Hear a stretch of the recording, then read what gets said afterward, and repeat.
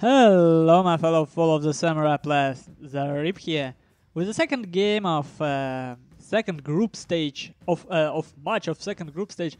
This is a match between me and PrussianPrince, and this is a slumbering settlement. It's a map PrussianPrince choose. Here he is a designated attacker, and it is important because I forgot that he is attacker.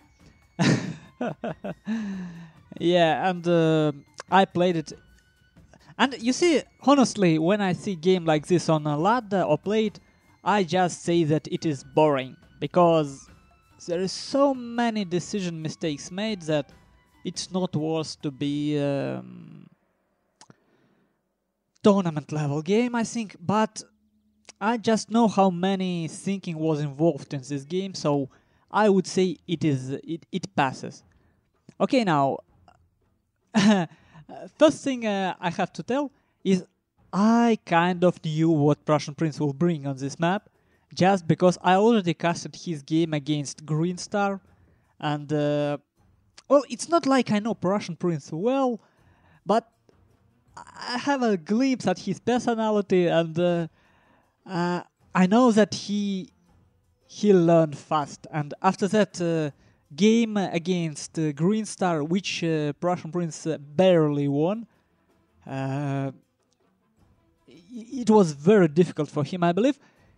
He decided, I knew that he will bring no cavalry or very weak cavalry on this map. So this is why I kind of prepared, but I didn't exactly account for that. So as you can see, I still have quite a strong cavalry contingent. Like in my in a previous game, I have one Shogun guard cavalry, this time with 4 chevrons. I have 3 Yariki with 7 chevron each. Okay, then I have 2 spear levies. Yeah, 1 Yarikachi with 14 attack. I have Royal Marines and 1, 2, 3, 4 Black Tortoise forces, and that's basically all. Oh, and I have Vanilla Yariki just to cap dodges. Now let's take a look at PrussianPrince composition. This is what I don't like on this map, actually, because I believe it's hard to use. He have 3 150 range units, I believe. He have 4 150 range units. Let's see, United States Marines, Royal Marines, Imperial Guard Infantry, and another Imperial Guard Infantry. 4 ridiculously strong 150 range units in the middle. Then he have 1, 2, 3 Black Tortoise forces on this flank with 2 spear levies. You have Black Tortoise force, spear levy. So it's kind of 4 spear levy, 4 Black Tortoise force, and 4 150 range units. So he have this 150 range core, let's say, that is controlling the middle, and he has weak forces for flank support, and he doesn't even use spears to protect this middle because he know I cannot charge him with my cavalry from the middle. And with this, I will show you the mistake that cost me the game. Now, well, there is more hidden units. 5th Black Tortoise Force with 5th Spear Levy, and he can afford it because he doesn't have cavalry at all. And now, this is a mistake I do. Look at this. When I see these first shots, I was managing that flank, and I pull back. You see? This is very stupid because I need to get at least 2 of my cavalry units here. Why? Because this is a main rule when you play against such a composition. And the rule is simple. He can cut map in 2, but he cannot cut your cavalry. And this is the most important thing I forgot. I kind of didn't count enough, and I thought maybe he hides some. He doesn't. At this point, it's absolutely obvious, but I don't have clear plan to play against this. You see, this is kind of my plan. This is I do a lot, and it usually works. This is choke point. You don't actually need to stay here. Because of this heal and because of this force, you can protect by only 2 units. If he tries to push you, he will get into encirclement, and so you don't really need to protect this middle that much if he doesn't have any cavalry. So I don't afraid of him being able to run through. This thing, I use it. But here, just imagine my 2 cavalry units staying here. Imagine his spear levies running all around trying to catch them, because now he needs to protect back sides of 4 of his very important 150 range units. Oh man, I didn't do that. And here I did another thing. As I'd say you, he is an attacker. But for some reason I felt the need to I don't know why I did this. I moved my Black Tortoise force and used them as a mid shield, so that my Royal Marines get some shots at this Imperial Guard infantry. So I kind of wanted to sacrifice that Black Tortoise force, which is stupid until I had a good use found a good use to my cavalry. So now he's getting some shots at my Royal Marines, I believe, and now I'm trying to put my cavalry to good use. Yeah, well, at least some kills. I get some kills. But he rotates, and now you see how it's difficult. I kind of want to move through the middle, but this one unit of United States Marines stops me. So I have to send my cavalry all the way around here, and I just don't have enough. I just don't have enough momentum on any of the sides of the map. Which will cost me the game, considering that for some reason I'm attacking him instead of defending. I'm just throwing my cavalry one by one. This is the second cavalry unit I'm throwing in, and I can't get anything from this. So at this point this game is already lost, because even if I manage to collapse this middle somehow, I already paid too much. I paid 2 cavalry units, I paid 2 Black Tortoise forces here. It's kind of impossible to do anything. And because my cavalry... because I didn't split up my cavalry and didn't get on his back, the only thing he has to protect is his front, which is the main mistake I done if this cavalry was in his back.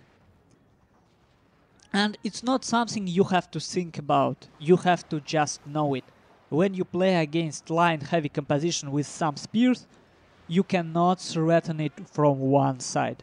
Because now it's very easy for him to protect himself with spear levies, because he have no threat from the other side. And just imagine 2 cavalry units here, 3 here, and his spear levies do not know what to do. If he gets his spear levies here, I can run to other side. I mean, I can easily shift, but now all he have to protect is front. And with firepower he have, protecting the front is very easy for him. So I played this completely wrong, and I still think I could have won this just because he had 150 range unit too much, I believe. There is no need for 3 of them. For 4 of them. I think he could have easily gotten away with only 3 or even 2. But it worked beautifully for PrussianPrince this time. Ah, man.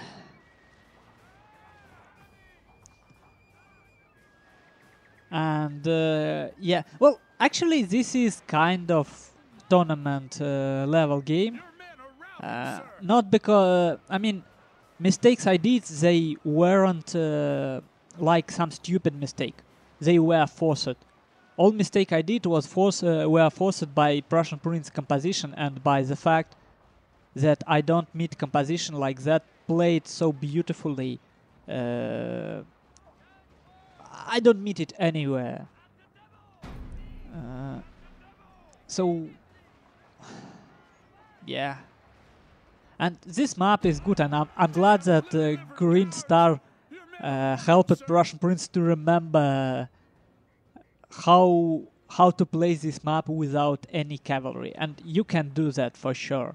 And I think this will enrich current, how do you call it, meta game a little bit, because I want to see more diversity in builds, and this is certainly diverse from your typical cavalry heavy builds you see on the most tournament matches. Yeah. But I still think I could have cracked this up if I played with my cavalry more smartly. Next time I will be smarter. I hope. Okay then, let's take a fast look at final statistic, but I don't think it will be anything particularly interesting, because I failed completely, so I didn't get... my composition relies on getting local superiority on some side of the map, and I failed to do that. Probably, just probably, I should have just ignored spear levy and charged right through them. Even with all the losses, it would still... I would still benefit from breaking one flank. But even so, you see how this composition of PrussianPrince work. You cannot really break the middle with these 4 line units with insane shooting stats. On this map, with these choke points between dojos and villages, no matter how you try, your cavalry, your melee will eat 2 or 3 volleys at least. So middle is very difficult to penetrate.